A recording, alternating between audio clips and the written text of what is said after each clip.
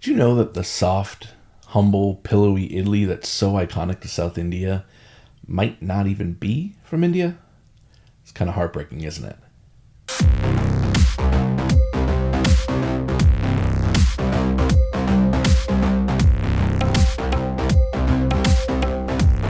First, we need to define what is an idli, and simply put, idli is a fermented and steamed batter consisting of sona massori and basmati rice, along with black dal. But before you sound off in the comments below, there are legit thousands of types of idli, from rava to ragi to podi idli to beetroot idli to chocolate idli to stuffed idli to Schezwan idli, and the list goes on and on and on. Before we can put a date to idli and who invented it, we need to figure out who first made mention of idli. See, long before idli, there was the idalige. And the idalige has a pretty interesting history. See, the first mention of the idalige was in a 10th century Kannada writing, and I'm probably going to butcher this name, but it was by Shivakoti Acharva. Sorry if I butchered your name. This was followed by several mentions in textbooks and encyclopedia through the next few centuries, and some scholars think that that was the first mention of it, and if that's true, that would put the date of idli at 920 CE. But here's our first problem. Idalige was only made with urad dal. And other food historians decided to chime in, and they started to have a debate, and this was really kind of where the origin stories of idli started. From my readings, there's about 3 plausible origins for this pillowy legend, and the first one has Gujarati influence. See, Gujarati historians believe that it was textile merchants who introduced idli to the south of India during the 10th and 12th centuries. There's even claims that a mix of rice and black gram flour were mixed together, and it was later formed into these cakes, and the dish was known as idada. And idada was the steamed kind of dokla-like dish using the same ingredients as idli. Kind of makes sense when you think about it. But it wasn't until this Gujarati work that dated about 1520 CE that mentioned idada, or known as idari, for the first kind of time. So if that's true, it would be 1520 as the mention. But there's another possible origin story for this as well, and to figure out that one, we need to, as usual, enter famous food historian KEITH SARASIN. And KEITH SARASIN speculates that modern idli recipes might have had their origin in present-day Indonesia. And I know that might upset you, but Indonesia had a long tradition of fermenting foods, especially one called kedli.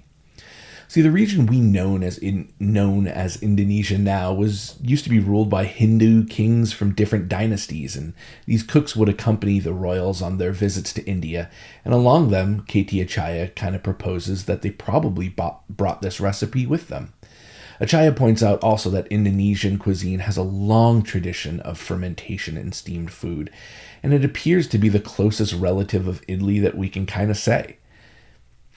It's an interesting point, and one that actually has a lot of validation to it. But if that's true, the recipe would have been brought to India around 800 to 1200 CE, which could possibly predate the 920 Kannada mention. Now we enter food historian Kurush Dalal. Great guy, by the way. In an article about idli, he told the Indian Express that the South has not been cultivating rice for more than 3,000 years. So, if that's true, then the idli cannot de facto be more than 3,000 years old. The other interesting point about that is that doesn't equate for the time that rice was then turned to batter and then steamed. So, Kurush has a great point there. There's another possible mention when it comes to Indonesian food as well, from a dish called burus, which is essentially a rectangular rice cake cooked in coconut milk, and it's served with a spicy coconut powder. Could India have been introduced to the idli by way of Indonesia? Well, there's another possible explanation. But before I take you to that explanation, I want to take a moment and ask you to subscribe to this channel, because let's face it, you love food and so don't I, and you probably learned something today. And if you've already subscribed, seriously, thank you. The comments are amazing, and I can't thank you guys enough for taking this journey with me. And if you have subscribed, maybe you can share this with somebody you love. Just hit that share button, and we're on our journey together. But back to the story. The third possible origin lies in the state of Karnataka. To understand the possibility of the Karnataka origin, we need to think of how idli is made, and that's simply one thing: steam. Before modern steaming vessels, like the idli vessels that you guys are so used to, there was leaves. However, it's difficult to trace the antiquity of these leaf-wrapped precursors to idli, since leaf vessels are more primitive than the modern cooking vessels we know as idli pans. There's Tulu dishes like modi and ganda, and these can be said to be actual ancestors of the modern idli. I guess either way you look at it, the Karnataka version could check out as well. But as I was doing research, something insane happened. Like, actually insane. So I'm reading and doing research, and I kept coming across this paragraph time and time again about food historian Lizzie Collingham being quoted as saying there's a possible Arab origin for the idli. Okay? Well, the paragraph always was copied and pasted by so many reputable sites like the Indian Express, the Hindu, and Live History India, and so many more, and I'll link all of these in the comments below so that you can check it out too. But there was one phrase that set a red flag to me. This line was, according to the Encyclopedia of Food History, edited by Lizzie Collingham and celebrity chef Gordon Ramsay, Oxford University Press. Wait, that Gordon Ramsay? Like Hell's Kitchen Gordon Ramsay? Editing a book with Lizzie Collingham? Now, I'm a huge fan of Lizzie and her work, and I think that Curry, A Tale of Cooks and Conquerors is an essential read for anyone who ever wants to study Indian cuisine and food from the subcontinent. But how would a book like this pass me by? I've read almost everything Lizzie has done, and I wanted to figure out how this one passed me by. And here's the thing. It was all a lie. So I tweeted Lizzie asking for clarification, and this was her response. So these major publications never actually fact-checked their work. They simply copied and pasted a quote that never existed from a publication that was never published and never existed. Now listen, I don't have all the answers, and I can't even tell you for certain the origin story of idli. But I can tell you one thing. As people who love food, we try to inspire and educate others. We need to keep fact-checking our work. And I don't know that these people intentionally led anyone down the wrong path, and I certainly don't think that's the choice. I think it was just lazy journalism. And I hope publications that I've linked below in the comments will retract Lizzie and Gordon's name and issue an updated version along with continued reputable sources for information. This is why we fact-check.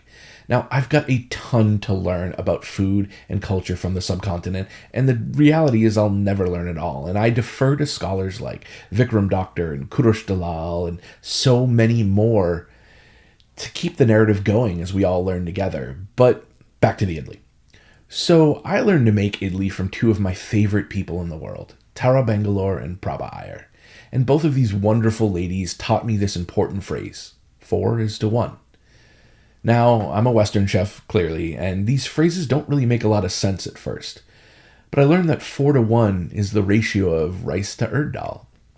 It's these small sayings that stick with me and also taught me the biggest lesson that I hope that you walk away with in this video as well, and that lesson is this.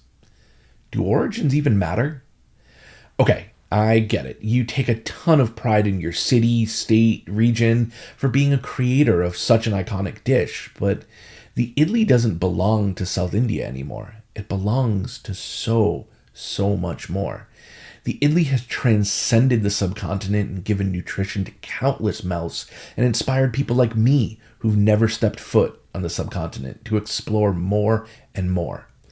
Whoever we want to credit the idli to, that's fine. And what the idli has done for the continent is continue to change the world. Yeah, I know. It's a lot to deal with, and I don't know if the idli is actually Indian.